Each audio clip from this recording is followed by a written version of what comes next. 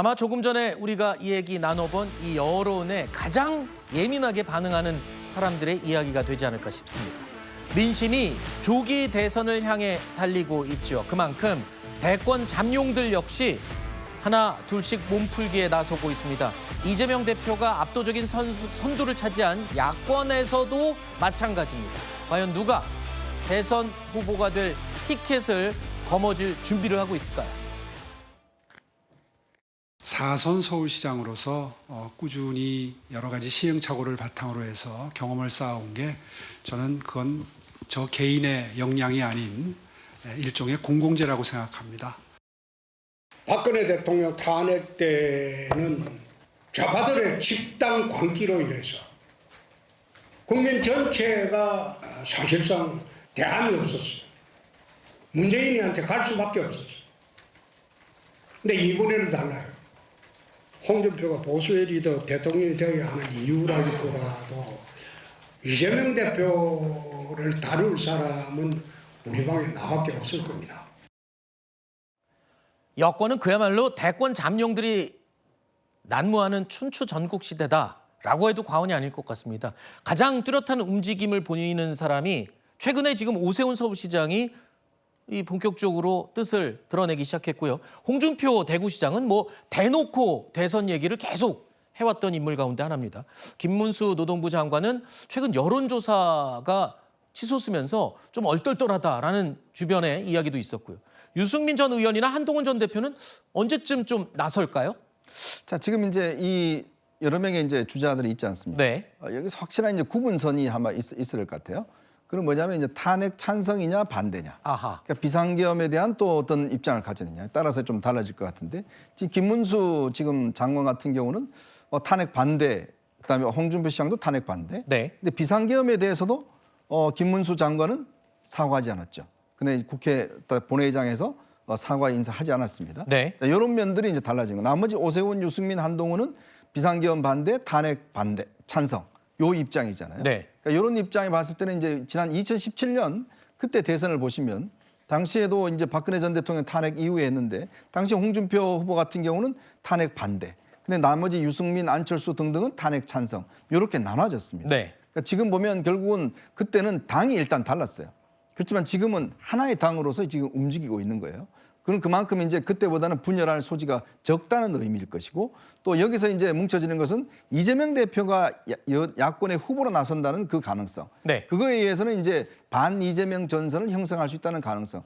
그것 때문에 탄핵 찬반은 거기에 묻혀갈 수 있다는 가능성 때문에 이제 지금 여권의 정권 재창출 가능성을 좀 보고 있는 거 아니겠습니까? 아까 우리 여론조사를 봤지만 현재의 단계와 그리고 앞으로 이제 탄핵 헌법재판소 심판이 진행되면서 단계 그에 따라서 많은 요동을 칠 것 같습니다. 결국 그렇게 되면 탄핵 찬성이냐 반대냐의 어떤 그런 여론을 갈려질 것이고 그런 부분이 있는데 지금으로서는 일단 홍준표 시장은 벌써 미국 갈 때 차기 대선 주자로서 갔다라고 본인이 이야기를 했기 때문에 오세훈 시장도 요즘 꽤 자주 움직이고 있고 네. 한동훈 전 대표도 제가 볼 때는 아마 2월쯤에 아마 등판할 가능성이 높아 보입니다. 아하. 지금 어느 정도 이제 이 헌법재판소의 심판이 좀 진행이 되면 네. 가닥이 잡히지 않겠습니까? 네네. 그럴 경우에 조기 선거가 이루어져야 되는 그런 상황이라면 나설 가능성이 있고, 그런데 반대로 이제 김문수 장관 같은 경우는 본인은 윤석열 대통령의 복귀를 최우선적으로 하겠다라는 것이 있고 거기 지지를 받고 있기 때문에 네. 아마 성급하게 나서기는 어려울 것 같습니다. 네. 자, 그런가 하면 지금 야권 주자들의 움직임도 매우 빨라지고 있습니다. 그동안 이재명 1극 체제 하에서는 숨죽이고 지낼 수밖에 없었던 인물들이 서서히 목소리를 내기 시작했습니다. 그 가운데 가장 적극적으로 목소리를 내는 인물입니다. 들어보시죠. 이제 정치를 바꿔야 되지 않겠습니까? 어느 한 사람이나 어느 한 사고의 독주를 허용하지 않는, 그리고 다원주의를 지향하면서도 폭력적인 은행을 용납하지 않는다는 것을 국민들께 똑똑히 보여드려야 된다고 생각합니다. 김경수 전 지사가 이재명 대표의 1극 체제를 비판하면서 치고 나오고 있습니다. 그래서 이런 가운데 김부겸 전 총리, 그리고 김동연 경기도지사도 이재명 대표를 견제하면서 존재감을 드러내기 시작했습니다.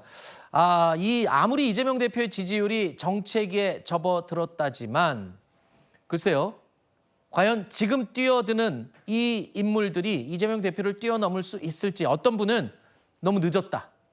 이렇게 얘기도 하더군요. 진작에 목소리를 냈어야 되는 게 아니냐.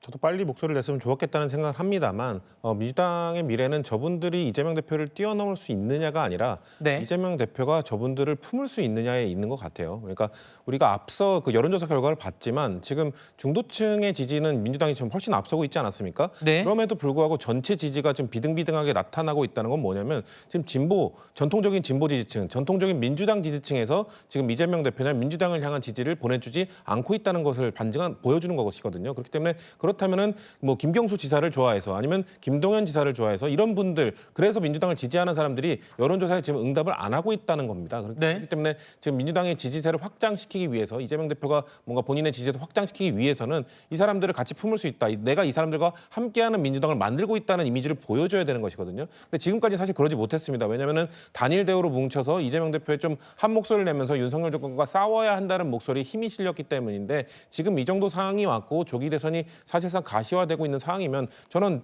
뭐 아무리 뒤늦었다고 해도 저런 분들을 품을 수 있는 이런 민주당의 모습을 보여주는 것이 앞으로 민주당의 과제다라는 말씀드립니다. 넘어서는 게 아니라 품을 수 있느냐 저 인물들을 그 얘기를 하셨다는 거는 넘지 말라는 소리로 들리는데 아니요. 넘기 힘들 거라는 겁니다. 늦었기 때문에 넘긴 힘들 거지만 그렇다고 하더라도 저런 분들이 자유롭게 목소리를 내고 다양한 목소리를 낼 수 있는 환경을 마련해 주느냐 아니냐가 민주당에 주어진 과제라는 거죠. 저 개인이 이재명 대표를 넘기는 힘들 수 있겠지만 만약에 저들이 비명이라는 이름으로 연대를 이룬다면은 그러면 또 얘기가 달라질 수 있을까요? 제가 볼 때 이제 조기 대선이 이루어지는 전제하에 말씀을 드리면 네. 그럴 가능성은 낮아요. 아 그래요? 뭐 제가 100% 그렇다고 얘기할 수는 없겠죠. 네네네. 낮다고는 말씀드릴 수 있을 것 같고 저는 좋은 경쟁자를 될 거라고 생각해요. 그러니까 이재명 대표가 이제 만약에 대선이 이루어진다면 조기 대선이 민주당 내 경선할 때 저분들 누구든 뭐 연합해서 나오셔도 되고 아니면 세 분이 다 나오셔도 된다고 저는 보거든요. 네. 그게 왜냐면 경선 과정에서 흥행도 일어날 수 있고요. 또 민주당 입장에서는 여러 후보군들이 있어서 또 저분들이 다른 역할을 할 수도 있는 거 아니겠어요? 네. 경쟁한 이후에 그러니까 그건 뭐 누가 될지는 아무도 모르는 거니까 이런 분들이 나와서 함께 민주당에서 경쟁하고 다른 목소리를 내고 이런 것들은요 당이 살아있다고 하는 증거로 보여줄 수 있는 내용이기 때문에 저는 네. 나쁘지 않다고 보니까 뭐 나와서 하실 수 있다고 보고요. 그건 긍정적으로 평가하지만 이제 현실적인 문제를 저한테 물어보신다면 네. 조금 어려운 상황인 건 분명해요. 그러나 전혀 불가능하다고는 얘기하지 않겠습니다. 알겠습니다.